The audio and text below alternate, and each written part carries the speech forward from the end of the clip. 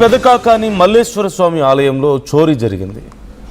అమ్మవారి మంగళసూత్రం మిస్ అయినట్లుగా తెలుస్తోంది. అమ్మవారి నగలు మాయం కావడంతో అక్కడ తీవ్ర కలకలం రేగింది. సుమారుగా 80 గ్రాముల బంగారు నగలు దొంగతనం జరిగాయి. నగల విలువ సుమారుగా 15 లక్షలు ఉంటుందంటూ అంచనా వేస్తున్నారు. ఆలయంలో విధులు నిర్వహిస్తున్న అర్చకులపై అనుమానాలు వ్యక్తమవుతున్నాయి. 17 మంది అర్చకుల్లో 5 మందిపై ప్రధానంగా అనుమానాలు ఉన్నాయి. చోరీ వ్యవహారంలో రణధీర్ అనే అర్చకుడిపై ప్రత్యేక నిఘా ఉంచినట్లుగా తెలుస్తోంది. చోరీలో రణధీర్ కీలక పాత్ర పోషించినట్లుగా ఆరోపణలు ఉన్నాయి. అర్చకుడు రణధీర్ను ఇప్పటికే పోలీసులు అదుపులోకి తీసుకున్నారు. ఈ అంశం గురించి విచారిస్తున్నట్లుగా తెలుస్తోంది. అయితే అమ్మవారి నగలు మిస్ అవ్వడం అనేది ఇప్పుడు అక్కడ సంచలనంగా మారింది. డీటెయిల్స్ తెలుసుకుందాం. సాయి జాయిన్ అవుతున్నారు మా ప్రతినిధి. సాయి, పర్టికులర్గా ఒక 5గురి మీద డౌట్ ఉంటే ఒకరిని ఇప్పటికే అదుపులోకి తీసుకున్నారు అంటూ తెలుస్తోంది. ఏ కోణంలో విచారణ చేస్తున్నారు, ఎలా విచారణ చేస్తున్నారు? ముందు ప్రధానంగా ప్రసిద్ధిగాంచినటువంటి కాకాని శివాలయం టెంపుల్ కు సంబంధించినటువంటి అంశంలో అమ్మవారి మంగళసూత్రంతో పాటు నాంతాడు అనేది మిస్ అవ్వడం ప్రస్తుతం వివాదాస్పదంగా మారినటువంటి పరిస్థితి ఉంది. అయితే అది 2 విభాగాలుగా ఆభరణాలు మార్చేటటువంటి వాళ్ళు ఉంటారు అనే విధంగా కూడా కొద్దిసేపటి క్రితం ఎమ్మెల్యే ధూళిపాల నరేంద్ర చెప్పడం జరిగింది. అయితే గురువారం సాయంత్రం సమయంలో ఒక కమిటీ వాళ్ళు ఈ ఆభరణాలు తీయాల్సినటువంటి పరిస్థితి ఉంది. శుక్రవారం ఉదయం వేరే వాళ్ళు నూతన ఆభరణాలు అలంకరణ చేయాలి. అయితే గురువారం చేసినటువంటి అలంకరణ చాలా నీట్ గా ఉంటాం. అది ఆ అమ్మవారు కూడా శ్రావణ శుక్రవారం ఉన్నటువంటి నేపథ్యంలో అదే ఆభరణాలు కంటిన్యూగా ఉంచితే భక్తులకి కన్వీన్ గా ఉంటుందనే విధంగా కొనసాగించారు. అప్పుడు ఆ కొనసాగింపు తర్వాత ఎవరైతే పాత కమిటీ వాళ్ళు అంటే పాత కమిటీ కానీ లేకపోతే అంటే విభాగం కానీ ఈ కొత్త విభాగం వాళ్ళు దానిని కంటిన్యూగా ప్రాసెస్ లో వాటిని కనిపెట్టలేదు. దాంతో మంగళవారం ఉదయం సమయంలో ఎవరైతే కమిటీ సభ్యులు ఉంటారో వాళ్ళు చూస్తే ఆ 2 అంటే మంగళసూత్రాలతో పాటు నాంతాడు మిస్ అయింది అనే విధంగా గుర్తించడం జరిగింది అనే విధంగా కూడా ఎమ్మెల్యే చెప్తున్నటువంటి పరిస్థితి ఉంది. అయితే ఈ నేపథ్యంలో మొత్తం 30 మంది అర్చకులు లోపల అంటే గర్భగుడిలో పనిచేసేటటువంటి వాళ్ళు 30 మంది ఉంటారు. వారిని అందరినీ కూడా విచారణ చేపట్టినట్టు కూడా ధూళిపాల నరేంద్ర చెప్తున్నటువంటి పరిస్థితి. పోలీసులు కూడా ఇప్పటి వరకు అందరినీ అంటే ఆలయంలోకి వచ్చేటటువంటి అర్చకులు పర్మనెంట్ గా ఉండేటటువంటి వాళ్ళు కానీ టెంపరీగా ఉండేటటువంటి వాళ్ళందరినీ కూడా పిలిపించి విచారణ చేపడుతున్నారు. ఈ నేపథ్యంలో పర్టికులర్ గా ఒక 5గురు ప్రతిరోజు కూడా అక్కడే ఉండటం, నిత్య కార్యక్రమాలు కానీ లేకపోతే ప్రసాదానికి సంబంధించి కానీ అవన్నీ చూసేటటువంటి వాళ్ళు ఒక 5గురు ఉంటారు. వారిపైన అనుమానాలు వ్యక్తం చేస్తున్నటువంటి నేపథ్యంలో వాళ్ళని మరింత క్షుణ్ణంగా పరిశీలన కోసం విచారణ చేపడుతున్నట్టు తెలుస్తుంది. దాంట్లో ఎవరైతే నైవేద్యానికి సంబంధించినటువంటి కార్యక్రమాలు నిర్వహించేటటువంటి రణధీర్ అనేటటువంటి అర్చకుల్ని పూర్తి స్థాయిలో అదుపులో కూడా తీసుకున్నట్టు తెలుస్తుంది. ఎందుకంటే ఎవ్రీ డే అతనే మానిటరింగ్ ఉంటుంది కాబట్టి అతని ద్వారానే మిస్ అయ్యేటటువంటి అవకాశాలు ఉన్నాయనేటటువంటి కోణంలో దర్యాప్తు జరుగుతున్నట్టు తెలుస్తుంది. ఏదైనా కూడా మొత్తంగా ఎమ్మెల్యే కానీ పాలక మండలి సభ్యులు కానీ అదేవిధంగా మిగిలినటువంటి వాళ్ళు పూజారుల ద్వారానే ఇది మిస్ అయ్యేటటువంటి అవకాశం ఉంది అనే విధంగా అనుమానాలు వ్యక్తం చేస్తున్నారు. అయితే ఇక్కడ క్లియర్ గా వాళ్ళు దొంగతనం చేశారా లేకపోతే ఏదన్నా మార్పులు చేర్పులు చేస్తున్నటువంటి సమయంలో ఎక్కడన్నా పడిపోయిందా అనేటటువంటి అనుమానాలు వ్యక్తం చేస్తున్నారు. కానీ ఇక్కడ ఒక అంశాన్ని పరిశీలించాలి. ఎందుకంటే 80 గ్రాములు అనేది తక్కువ కాదు, చాలా ఎక్కువగా ఉండేటటువంటి గోల్డ్.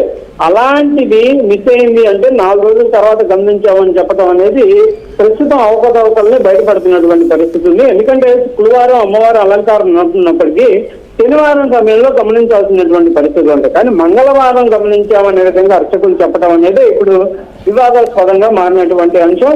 దీంతో పాటు పోలీసులు కూడా ప్రతి ఒక్కరిని క్షుణ్ణంగా పరిశీలిస్తున్నామని ఇప్పుడు చెప్తున్నారు. కానీ ఈ సంఘటన మంగళవారం జరిగితే నిన్న సాయంత్రం కేసు నమోదు చేయడం జరిగింది. మరి దీనికి సంబంధించి ఎందుకు వెంటనే విచారణ చేపట్టలేదు అనే విధంగా కూడా ప్రతిపక్ష పార్టీకి సంబంధించినటువంటి ఇన్ఛార్జి అంబటి మురళి అయితే ప్రశ్నిస్తున్నటువంటి పరిస్థితి ఉంది. కంపల్సరీగా ఈ మిస్సింగ్ అంశంలో పాలక మండలి సభ్యులతో పాటు ఎమ్మెల్యే ధూళిపాల నరేంద్రకు కూడా కంపల్సరీగా కనెక్షన్ ఉంటుందనే విధంగా ఆరోపిస్తున్నారు. అయితే ఆ ఆరోపణలన్నింటినీ కూడా ధూళిపాల నరేంద్ర ఖండిస్తున్నటువంటి పరిస్థితి ఉంది. ఎందుకంటే ఆలయానికి అభివృద్ధికి సంబంధించి పర్టికులర్ గా కూటమి ప్రభుత్వం వచ్చిన తర్వాతే అన్ని చర్యలు తీసుకుంటున్నాము. అలాంటిది ఒక గోల్డ్ సంబంధించినటువంటి జరిగినటువంటి అంశంలో మేము ఎందుకు ఆ విధంగా ప్రవర్తిస్తామనే విధంగా కూడా ఆయన కూడా ప్రశ్నిస్తున్నారు. ప్రతిదీ కూడా పొలిటికల్ వేలో చూడొద్దనే విధంగా కూడా చెప్తున్నటువంటి పరిస్థితి. ఏదైనా కానీ గోల్డ్ అనేది మిస్ అయినటువంటి నేపథ్యంలో ప్రస్తుతం అయితే సీసీటీవీ ఫుటేజ్ ఎక్కువగా కీలకంగా మారేటటువంటి అవకాశాలు ఉన్న నేపథ్యంలో క్షుణ్ణంగా సీసీటీవీని పరిశీలిస్తున్నారు.